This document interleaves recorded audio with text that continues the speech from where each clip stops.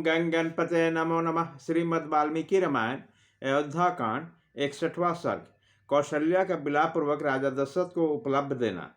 प्रजानंद को आनंद प्रदान करने के लिए पुरुष में श्रेष्ठ धर्मपरायण श्री राम के वन में चले जाने पर आर्त होकर रोती हुई कौशल्या ने अपने पति से इस प्रकार कहा।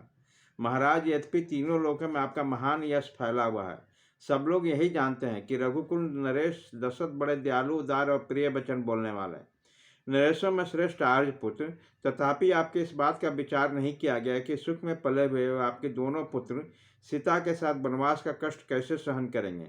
वह 16-18 वर्षों की सुकुमारी तरुणी मिथिलेश कुमारी सीता, जो सुख को भोगने योग्य है, वन में सर्दी गर्मी का दुख कैसे सहेगी।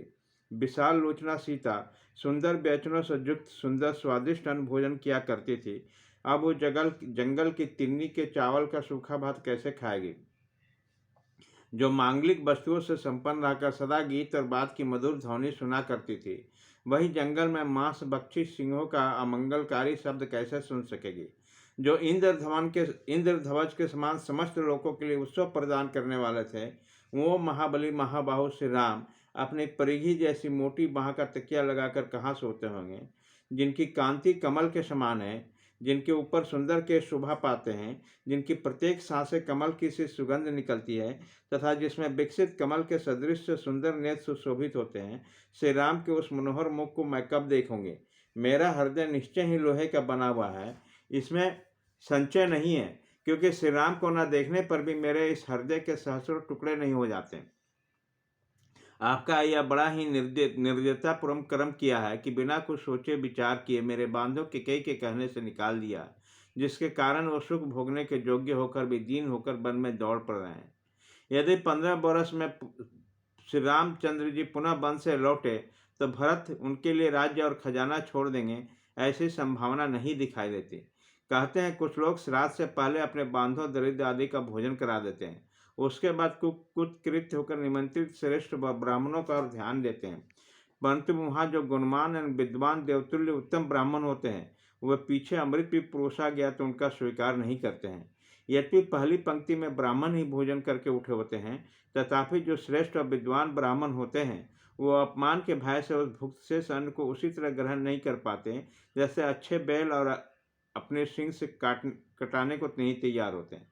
महाराज, इसी तरह जेठ और श्रेष्ठ भ्राता आपके छोटे भाई के भोगे हुए राज को कैसे ग्रहण करेंगे, वे उसका तिरस्कार क्यों नहीं कर देंगे।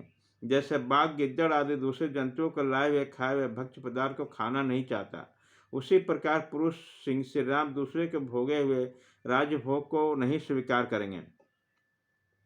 हविष्य, घृत, पुरुडास, कुश और खैर ये यज्ञ के उपयोग में आ जाने वाला या ताम हो जाते हैं, इससे विद्वान उनका फिर दूसरे यज्ञ में उपयोग नहीं कर सकते। इसी प्रकार निस्साहार सुरा और भुक्ता वशिष्ठ जग संबंधी सोमरस की भांति इस भोगे हुए राज को श्री राम नहीं ग्रहण कर सकते।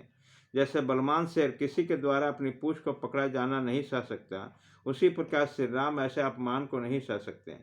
समस्त लोग एक साथ होकर यदि महासमर में आ जाए तो भी श्री रामचंद्र जी के मन में भय उत्पन्न नहीं कर सकते। तथापि इस तरह राज्य लेने में अधर्म मानकर उन्होंने इस पर अधिकार नहीं किया। जो धर्मात्मा समस्त जगत को धर्म में लगाते हैं, वो स्वयं अधर्म कैसे कह सकते हैं। वह महापराक्रमी महाबाहु श्री राम अपने स्वर्ण भूषित बाणों द्वारा सारे समुद्र को भी उसी प्रकार दग्ध कर सकते हैं जैसे सर्वतक अग्निदेव प्रलय काल में संपूर्ण प्राणियों को भस्म कर डालते हैं। सिंह के समान बल और बैल के समान बड़े बड़े नेत्र वाला वैसे नरश्रेष्ठ वीर स्वयं अपने पिता के ही हाथों द्वारा मारा गया, राज से वंचित कर दिया गया। ठीक उसी तरह जैसे मत्स्य का बच्चा अपने पिता मत्स्य के द्वारा ही खा लिया जाता है। आपके द्वारा धर्मपरायण पुत्र देश को निकाला दे गया। अतः यह प्रश्न उठता है कि सनातन ऋषियों में वेद ने जिसका साक्षात्कार लिया है तथा श्रेष्ठ दीज जिसे अपने आचरण में लाए हैं, वह धर्म आपकी दृष्टि में सत्य है या नहीं। राजन, नारी के लिए एक सहारा उसका पति है, दूसरा उसका पुत्र है, तीसरा सहारा उसके पिता, बंधु और भाई आदि हैं, चौथा कोई सहारे उसके लिए नहीं है। इस सहारे में से तो आप तो मेरे हैं और मेरे हैं ही नहीं, क्योंकि आप सौत के अधीन हैं। दूसरा सहारा श्री राम है, जो वन में भेज दिए, और बंधु बांधव भी दूर है। तीसरा सहारा भी नहीं रहा, आपकी सेवा छोड़कर मैं श्री राम के पास वन में नहीं जाना चाहती, इसलिए सर्वथा आपके द्वारा ही मारी गई। आपने श्री राम को वन में भेजकर इस राष्ट्र को तथा आसपास के राज्यों को भी नाश कर डाला, मंत्रियों सहित सारे प्रजा का वध कर डाला। आपके द्वारा पुत्र सहित मैं भी मारी गई और इस नगर के निवासी भी नष्ट प्राय हुए। केवल आपके पुत्र भरत और पत्नी के कई दो ही प्रसन्न हुए हैं। कौशल्या के कठोर शब्दों से युक्त वाणी सुनकर राजा दशरथ को बड़ा दुख हुआ। वे हा राम कहकर मूर्छित हो गए। राजा शोक में डूब गए। फिर उसी समय अपने एक पुराने दुष्कर्म का स्मरण हो गया, जिसके कारण वो दुख प्राप्त हो गया। इस प्रकार श्री वाल्मीकि निर्मित आश्रमण आदि का अयोध्या कांड में 61वां सर्ग पूरा हुआ।